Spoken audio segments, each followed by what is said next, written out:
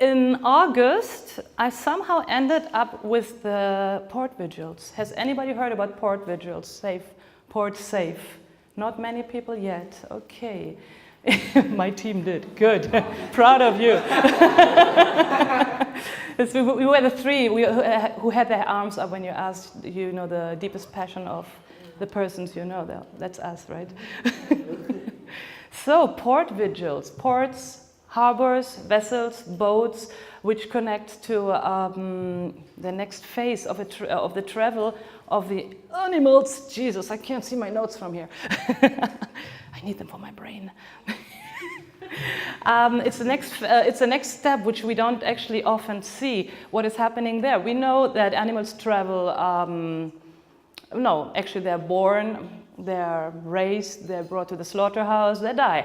So we bear witness in front of a slaughterhouse. So what happens actually, and this is a nice text which I took from the Compassionate World Farming website, every year millions of animals are transported from the EU for slaughter in the Middle East and North Africa. The journeys last hundreds of hours and they face brutal treatment on arrival. So I know one investigator in person, a very good friend of mine, who goes to the Middle East and takes footage there right in front of what's happening there. So he's literally standing 2 meters away from some things. If you look up Animals International, you will find a lot of terrible footage. And these are European animals who end up there. These are the routes. I also took this from Compassion in World Farming. This is the routes. So we have Europe here, for those who don't know Europe. These animals travel, they come to ports. We have a port in Croatia, this is the one I know, and in Slovenia, which is on the other side. Animals are transported there from, I've seen them from Ireland, from Lithuania, from Hungary, from Romania, coming there, getting on vessels and traveling to the Middle East.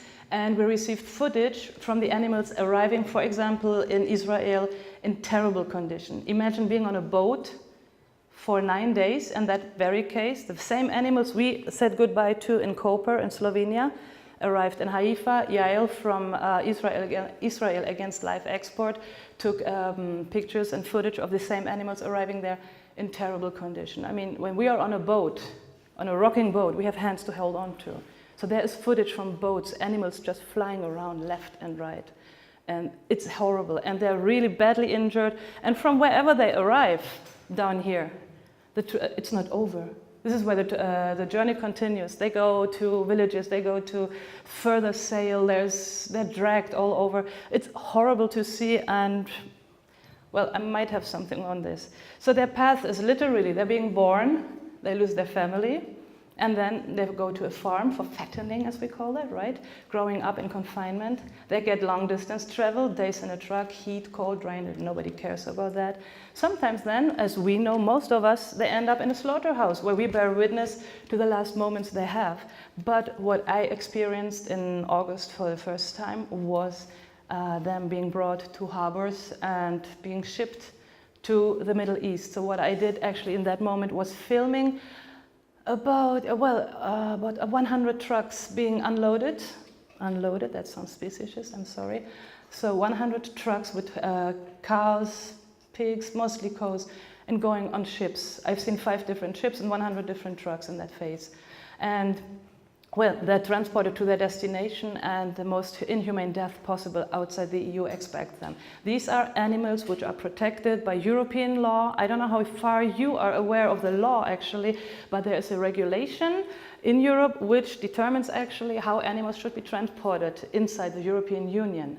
This is also what we did. We were on the days in August, we were on national TV in Slovenia because we stopped the trucks. The police stopped us from doing this because we were walking on the street. They threatened to fine us, and then they threatened to detain us because all we did was step on the street, take out a thermometer, the laser one, and put it in between the bars to measure the temperature inside the truck, which was around 43 degrees, which is far above the law. Permitted is 30 degrees with a little, wiggle room of 5 degrees or 35 degrees.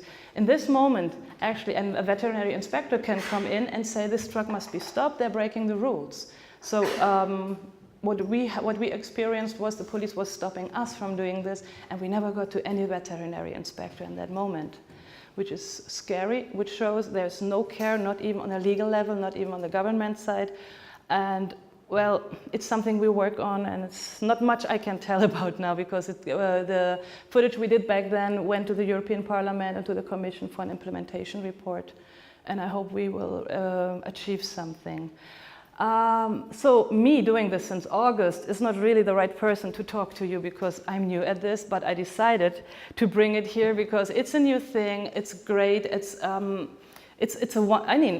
say it's a wonderful experience to bear witness. I think it is, because it really strengthens you in your activism. It changes everything. You know, when you can tell the stories of the animals, you've looked them in the eyes, and you go home and somebody makes jokes about your veganism or your activism. I think you take it very differently after you have if you have bore witness. English grammar is terrible. One person who is doing this intensely, I don't know since when, a year or more, is Alice. She is in Spain and Portugal active, is Setúbal Animal Safe, Stop the Live Exports. This is how you find the group also on Facebook. And she prepared a video for you, so I don't have to talk too much. This is why we had so much fun here. You want to jump in? Mm-hmm. Yeah, amazing, thank you, because I would just be like 5 minutes searching for the video. So first the external one. No, oh, did I make this video? No. So this is her talking to you actually, and then I will start another video which she sent. Hi everyone, my name. Oh, sorry. There, we got her. Portugal called. Hi. That's right. It's good you're doing that. Yeah. Right.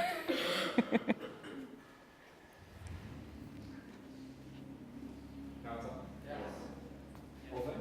It's not full screen. Is Alex here? But it's okay, I think, isn't it? It's not me. Oh, you can see this. Hang on. Maybe it's okay to not have it full screen. Yeah, just let it roll. Hang on. It's Oh, woo, good. And my name is Alice. I'm an organizer for a group in Portugal called Setúbal Animal Safe. We do vigils at ports. Right now in Portugal we have a big live export trade that is growing. And every month we send thousands of animals to Israel inside ships. This is something that we've been trying to end, and there's a lot of activists here working to stop it, not only our organization, not only the Safe Movement, but another welfare groups as well. The problem extends not only to Portugal, but to Spain, France, Croatia, Montenegro, Romania and Slovenia. These are all countries that are expanding in terms of live export trade. So it's really important to get us united to stop it. Because it's something that we can really do in the next few years. It's not a trade that it's going to last at least 100 years more like the slaughterhouses, but the live export trade, it's a problem we can see the end to. And we should unite to stop it. So if you know anyone as well, close to ports, close to the coast, that would like to help us, please get in contact with us and talk with Anita at the end of the talk. I'm going to send you also a video of the vigil so you can have a clearer idea of what we do there and what the animals go through in Portugal and in Israel. Thank you so much for being there and for everything you're doing for the animals. Thank you. Amazing. So that's Alice, and yeah, we will just roll the next video because I have the best assistant. James is the man. Woo! Whoa! Yeah, good luck with that. I just go away because things don't seem to work when I'm nearby, and I don't know. See you later. See? Told you. I'm out. Yeah. So it's Portuguese, Spanish, it's all kind of things happening here.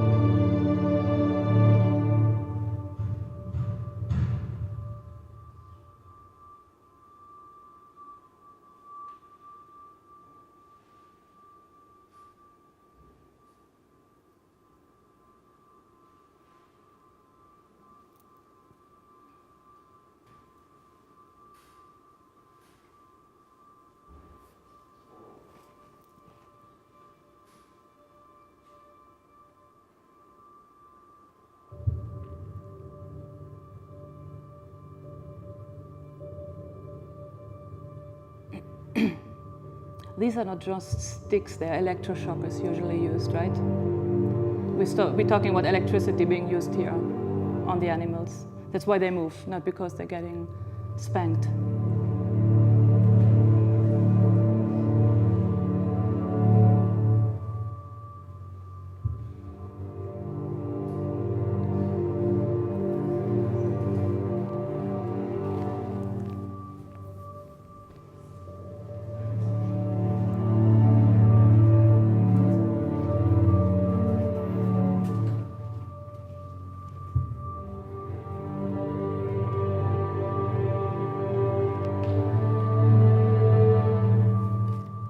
I know this is really hard to watch, and I hope it won't be too long, or if you want we can stop this video also. But I think it's very important to see how animals are treated actually while being loaded, unloaded, etc. It's really, I mean, I have seen it with my own eyes for 3 weeks. I've been standing like 100 meters away from what's happening, not here, but in Croatia, and it's the reality. Shall we stop the video? Everybody enough? James, maybe just stop it, because I think we've seen enough. Right? So I'm not sure what all animals are there, but I think she includes every animal. Cows and sheep at Institute. Cows, sheep, and I think pigs also end up there. And Back to the presentation, yeah. back to the presentation, as if I still have slides. Yeah, I have 2 slides left. I made my presentation this morning. That's hard to watch. How do you feel? Everybody okay? Can you maybe say again out loud, because you didn't say it in the mic, so that The electrocuting thing? Yeah, they made the animals not move by spanking them with sticks. These are electroshockers. You know, it's just like clap, clap. That doesn't make them move. There's electroshockers. We have footage of these electroshockers being used on them, not only to hit them, but to push them in their anuses or even in the eyes. So what's happening in Europe is we have actually a law, a legislation, which protects our animals. And my additional thought when I did all this was actually, it's not only we were bearing witness for the animals, but we can do so much on a higher level. I'm a lobbyist. Our group is a member of the Eurogroup for Animals in Brussels, working legislation, etc. So actually, we can kick the asses on so many levels, not only bearing witness, social media, we can actually file charges for animal abuse according to EC regulation 2005/1 or something like that. So we really, I think, as organizers and also as activists, we should know what we are doing there on a legal level and try to stop the trucks, maybe even just by saying, here, something is wrong, the ventilation is off, there's no water, there's no food, there is no whatever, it's too hot, it's too cold. There's so many things which we can make, you know, to annoy them, and to not annoy them in the negative sense, but to make them aware that something is wrong here. Everybody, the driver must know he has a responsibility, and the companies, the transport companies must know we are here and we are watching them. Because this must stop. And Eurogroup for Animals actually has a campaign which is called Stop the Trucks, because we want to stop live transport in Europe, in the European Union. So we will see how far this will go, but it's a long way we have to go. The animals then later come to Israel, for example. I have footage of 50 seconds. I don't know if I should do this to you. I think you've seen enough. We don't go for that video, agree? Is it the quarantine footage? No, it's injured animals and before and after pictures. It's just, you just see the injuries. I don't think you need to see that actually. So my experience with this, especially, I mean, I've been doing vigils this whole year through, but having seen these extreme days, animals from Europe, which means they are not animal protected, although, again, we come back to the law, they should be protected. The moment they leave the boat, they are not protected anymore. This is wrong. This is so wrong on so many levels. So actually the safe movement and the things we do have so many layers which have added since August to me personally, that I think there's so much growing on this thing, and there's so much we can still add to bearing witness, especially now in Europe that we have actually these campaigns going on the lobbying level, and maybe we can use it also to put more pressure and to stop live transport in Europe maybe. That would be nice, wouldn't it?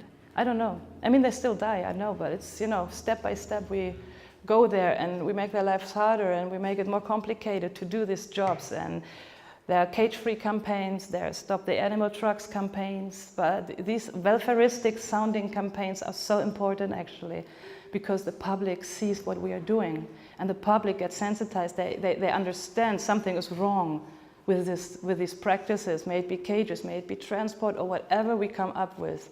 And so my thing, since I bore witness in August in these ports, is really nothing's gonna stop me anymore, because I've seen the worst of the shit. Thank you.